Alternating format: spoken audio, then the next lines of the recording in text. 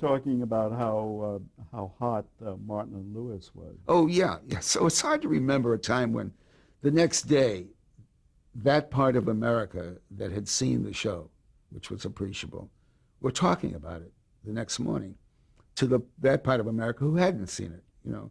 But everybody was focused on some, you know, extraordinary hour they spent because I mean, Jerry was a piece of real genius at that time, and the show was just an explosion.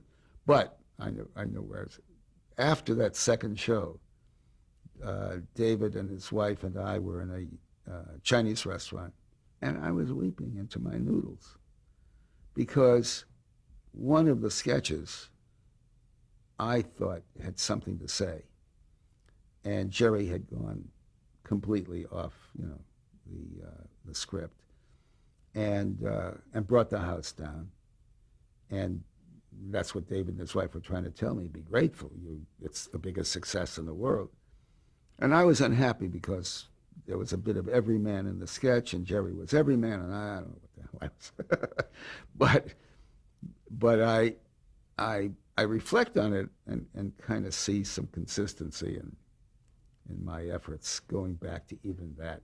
So there was social time. consciousness at that point. Yeah, yeah, and misplaced. I mean, because it had no business.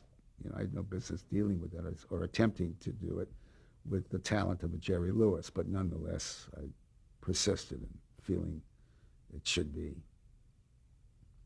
Where did your experience with Martin and Lewis take you to? I mean, did it take you to the next step in your career, obviously? Yeah, Eddie and I had it with Jerry after 3 years. Difficult to work with? Yeah, I mean, it's easy to talk about because I think the world has watched Jerry turn from comedian to God. Mm. And as soon as he started to become godlike, it became very difficult. Was there friction between him and Martin at this point? There was always a competitive friction, one-sided. Dean was competing with nobody. Jerry, when we were in rehearsals at the Paramount Caterers in New York, there were times when Jerry would come into work. We'd find him lying in a corner in a fetal position. His doctor, Marvin Levy, would be flying in from California. And all that was going on was that Dean was hilarious. Dean was hilarious. Dean had a finger, or maybe it's two little fingers, that could make me laugh just the way he moved his finger. I mean, Dean was really terribly funny. Jerry was an original piece of genius, but I've seen it happen with other comedians. I don't know what that phenomenon is, but suddenly they become, you know, so knowledgeable about everything and have to control everything and are spouting on about things they know really nothing about. We watched that happen to Jerry.